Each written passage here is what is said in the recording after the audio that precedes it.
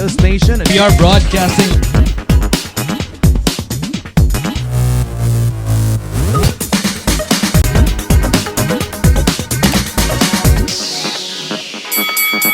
Hello Wayne Nation! Welcome back to DJ Sharwin Vlog. And guys, para sa mga bago dyan, please hit subscribe and hit the notification bell para every time na may new uploaded videos ako, you'll be notified.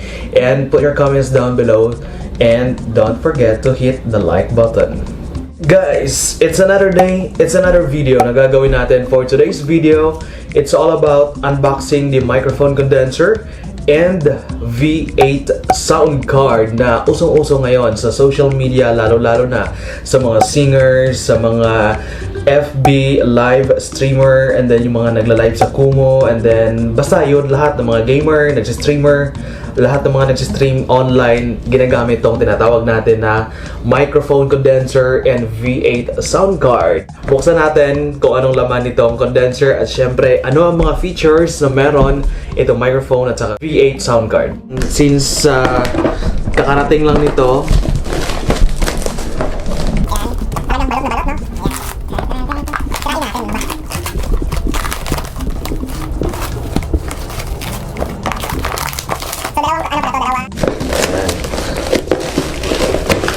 Taran! So this is V8 sound card. Kita nyo naman guys siguro. So discuss natin ito mamaya kung ano to. Ito ang professional condenser microphone. Ayan. Pag mag-order ka nitong V8 sound card, kasama yung microphone, dalawa talaga siya. So may internal broadcasting, voice chat, vocal recording, PC karaoke. Pwede siyang gamitin. And ito yung mga features na guys. Yan mga features niya. Suitable for small recording studios, professional recording, tapos built-in elastic shock absorbers to prevent friction noise. So yun, may dalawa itong kasama na pang noise cancellation. Delicate warm tone, suitable for vocal and acoustic instruments. Yeah. High acoustic pressure level. So ito yung mga features na nasa professional condenser microphone with patented audio reference companding for crystal clear sound. Yan. Ito naman, V8 sound card applies to singing, shouting, live chat, recording, voice, and music.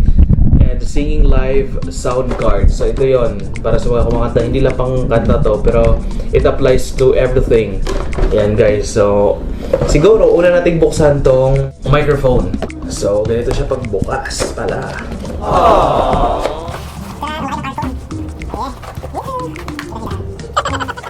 So pagbukas mo, kita mo agad itong manual. Noise filter. Dalawa siya actually. Ito ang isa. Para anti-pop sound up. Pwede ba mag-record tayo sa mic minsan nga na ganung mga sound naririnig. Pag may ganito, hindi siya. Mas maganda para sure na sure ka, dalawa. Both. Sa mga reporter kasi tinatawag dito is wind guard. So, wind guard and then the wind filter. Siyempre itong wire, itong port. Ito yung connector to microphone and then sa instrument mo. Mga jack or clamp. Ayan, pang setup mamaya. Ito yung condenser guard or microphone guard. Para hindi masira, para hindi mo laging hawakan yung microphone mismo. Ayan. The microphone itself. The condenser. Ayan. Tapos mamaya demo natin kung ano pa talagang totoo. Pag ganito ba or pag ganyan. Ito yung microphone holder connecting to the microphone stand. Ito yung microphone stand. Ayan.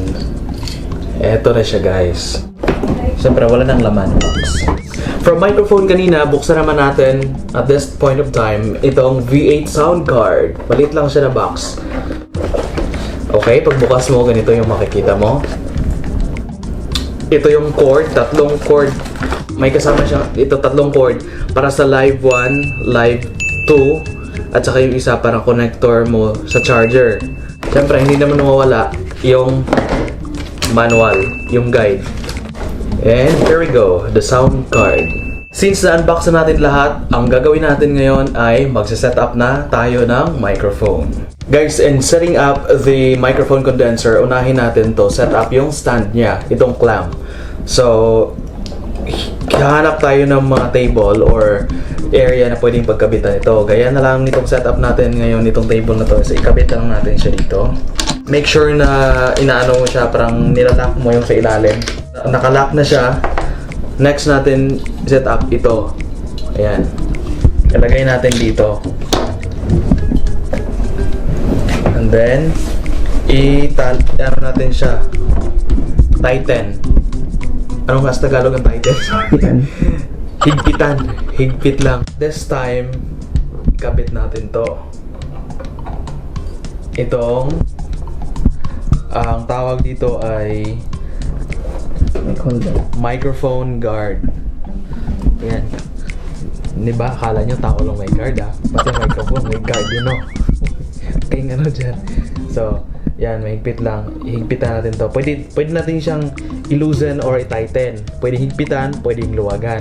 Di ba guys, may ganito kasama. Ito lang gagamitin mo as an alternative choice pag ikaw ay may stand na pinaupo mo lang sa table yung microphone mo, pero pag ikabit mo ng ganito, hindi mo na kailangan ng ganito because it has this already. It's time to ipapasok mo na yung microphone. Ito, ikabit na. Take note guys bakit ganito? Bakit hindi ganyan? Ang condenser niya nasa gilid, hindi dito sa taas. Kaya pag nagsasalita ka ganito, hindi siya ganyan. Ang recording microphone kasi to, kaya nakaganito, nakatayo. Hindi tayo pwede magganyan Kasi ang sagap nito, magkabilaan, hindi yung dito. Okay, so we will continue to set up our microphone condenser. Ayan, nilagay natin yung wind guard. And time, kabit na natin yung cord or wire. Make sure na tama yung pagkakabit natin. Yan, nakaset up na siya. And eto guys, like what I said earlier, kung ayaw mo gumamit nito, pwede mo itong gamitin. Or you can do both. Pwede mong gamitin to para talagang filter yung sound. Yan. Ito naman kasi movable. Ayan. So make sure na kung saan yung microphone, doon siya nakatabi. Actually, ito na siya guys. Ito na yung setup ng microphone. Hindi ka na magsalita dito. Yan. Try natin. Broadcasting live from the campus of Foundation. So, since we're done doing the setup of the camera, setup natin ngayon yung V8 sound card. Ito yung wire ng microphone na sinetup natin kanina. And dito natin ilagay. Pero, ito kasi condenser mic, may choice dito. Ito, dito natin ipasok ang condenser mic. Ayan. Ngayon, meron tayong tatlong wire. Okay, para sa charger to. And meron tayong live 1, live 2. Itong mga butas na to, live 1, live 2. Para to sa, if you're using two cell phones. But you can go live or you can use this V8 sound card kahit isang cellphone lang. So, pwede mong gamitin itong live 1 lang. So, ngayon, gagawin natin, i-testing natin itong dalawa. Live 1 at saka live 2. Ito yung mga wire niya. Kabit lang natin to. Siyempre, bago gumana itong sound card, kailangan natin ikabit sa kuryente. I-charge natin. Siyempre, ito. Ayan guys, nakapili na tayo. I-test natin mamaya yung news. So, background music ng news. Ikakabit na natin to. Live 1 para sa background music. Since iPhone to, kasi yayamanin tayo, joke lang. Itong sound card is for, for Android phone. Bumili tayo ng lightning cord. Ito, kita nyo. Ngayon, since may ganyan na tayo, pwede na natin gamitin tong wire niya. Ikabit natin dito. Connecting. So, makikita natin to, connecting siya. So, gagawin natin, mag-record tayo ng video. Hindi nyo maririnig dyan sa camera. So, dito ako magre-record. Kailangan natin na headset. So, dito sa sound card, may lagayan ng headset. Turo ko sa inyo guys na kung saan. And, i-discuss ko muna sa iyo bago ako mag-live. Ito para sa level ng microphone, sa echo. Ito yung sa monitor mo. Sa monitor mo mismo, yung boses mo. Ito sa background music, is recording bass, at saka mga effects na to. Mga effects, mga cheer, mga claps and everything. Okay guys, and we're excited na para i-test natin tong microphone natin. And guys, so ngayon na-setup na natin to lahat. May echo, may mic, okay na yan. And syempre nakabit na natin yung microphone mismo. And eto na, may setup, camera 1 or cellphone 1, live 1, live 2. So, yan na. Okay, so magre-recording na tayo ngayon. Itetest natin kung ano na. So, haharap ako dito kasi dito ako magre-record. Andun yung output ng video at saka audio. Okay? And ready, go! Magandang araw Pilipinas, Luzon, Visayas, Mindanao.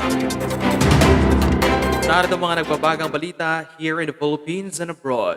I'll bring you the latest local, national, international, sports, and weather story as of today. The weather story released from Pagasa Weather Forecasting Center, Department of Science and Technology, DOST. So, yun guys, so yun yung tunog natin pag tayo nagre-record or nagbabalita or kumakanta. Then at this point of time, try nating pindutin yung mga effects na to. So yan na to. Kunyari, palakpak, tawa, clap na marami, kiss, and then I like it, I love it, yan, I background want music. some more. Yan, kiss na mahaba. O ganyan. So, dito ngayon, iba yung effects natin. So, parang nagre-double. Yan, iba-iba. Dito sa electro, marami yan. Dito, yan, lumiit yung boses ko, parang bata. Then, ito naman, malaki. Ito naman, kahit nagsasalita ako ng normal, pero pagdating dyan sa recording, boses, chipmunks. Diba? Yan o. O, parang ika-antena, sobrang laki. Then, ito, back to normal. And illumination, so, iba-iba yung functions niyan dito. Then, dito na rin, shockwave. Siyempre, mic. Tamang mic lang. Okay, so ito yung adjustan pag gusto mong mag-echo ng malakas dito. And then, pahinaan, medium, tama, dito lang. Ang volume ng mic, ito yon. So, palakasan, pahinaan, tama. And then, ito may music na siya. Ito may music na dito. So, itong V8, may dalawa siyang music na kasama. Basta ito yung mga effects na gagamitin. Okay, so na-explore na natin ang V8 sound card natin.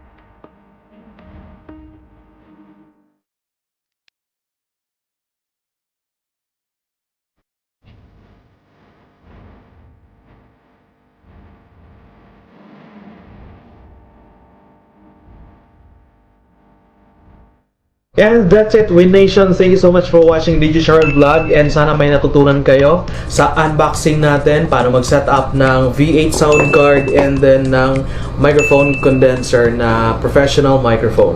Yan, so pwedeng gamitin to pang recording if you're a singer, and then pag nag-live ka and then nag-audio recording, pwede. Gagamitin ko, actually binili ko talaga to para gamitin ko sa VO recording kasi hindi naman ako marunong kumanta. Tapos gagamitin ko din to sa mga project soon and sa FB Live and sa vlog natin. Thank you so much, and guys, so don't forget to hit subscribe, like, and then put your comments down below and hit the notification bell para every time mag-upload ako, you will be updated. Thank you, Win Nation. Bye-bye!